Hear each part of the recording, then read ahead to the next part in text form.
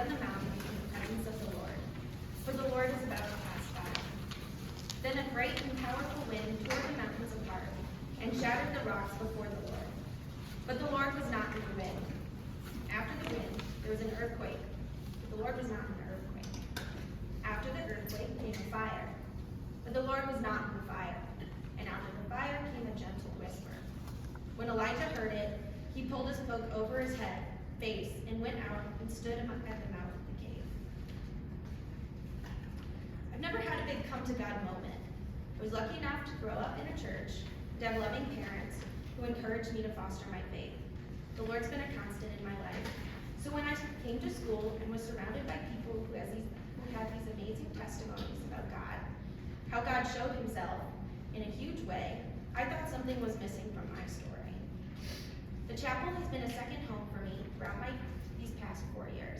I found myself in the chapel constantly, whether that be for church, Allen Scholars, or SALT. This place holds a lot of happy memories.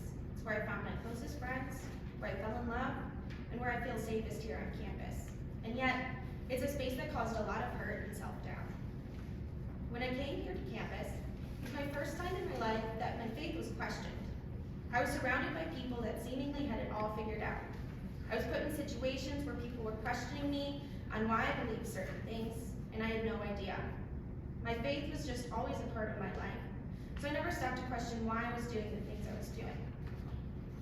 I've always struggled with seeing the gifts that I've been given and seeing that I'm worthy enough of the spaces and opportunities I find myself in. So when I saw other people finding God in different ways that weren't my own, I felt like I wasn't good enough. Self-doubt swirled around my head and stopped me from seeing how the Holy Spirit was moving throughout my life. In the beginning, I didn't have friends who were interested in attending church with me, so I had to go out of my comfort zone and for the first time in my life, go alone. This was extremely daunting for me. I was shy and anxious. I was constantly on the verge of tears.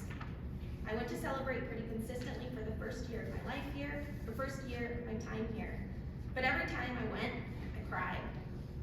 I found it hard to sit in a space and see all these people being filled with the Holy Spirit, and all I could think about was that I was not good enough or worthy enough to feel like that. I kept waiting for that special aha moment where it all made sense, and I hear the Lord screaming at me to tell me he was present.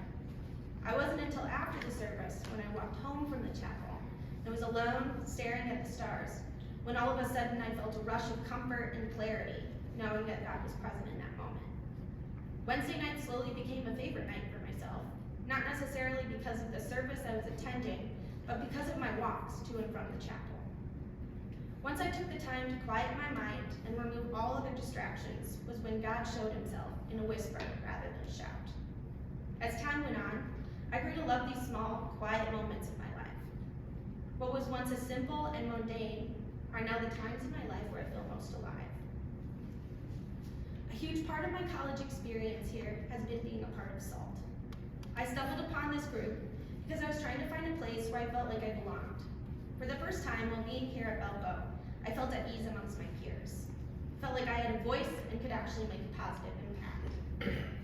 I felt that from the moment I entered the Helby Center on Monday nights. SALT gave me the space to truly understand what it meant to love your neighbor and speak up for what matters. In my freshman year, we partnered with the Community Change Center, an organization that helps formerly incarcerated men get back on their feet. We had the opportunity to go to Gary, where we were helping build a reentry home, and we were able to work side by side with the men there who were on work release and would soon live in that house. Speaking with these men shifted my whole way of thinking about people. These men had made mistakes, but they were actively trying to change. I got to see firsthand how my time and effort were truly making a difference in people's lives. At the end of my freshman year, I applied to fill the opening of the WRC chair position, a position that I didn't think I was worthy of at the time. I'm so grateful that someone gave me that gentle push that I needed to take on leadership roles like that, because running SALT has by far been the highlight of my college experience. It gave me the confidence to break out of my shell and talk to people I would have never spoken to, and help me see how I'm called to help others, as written in Matthew 5:13. These two stories, though different in a brief storyline I gave, follow the same principles regarding the struggle with self-doubt. Throughout my life, I've compared myself to others. This has never done me any good. I've learned that feeling discomfort with myself and the situations I'm placed in often opens the door to greater opportunities and realizations. It's hard to find God in the moments when you don't feel worthy or good enough. You close yourself off and you don't let the Holy Spirit into your life.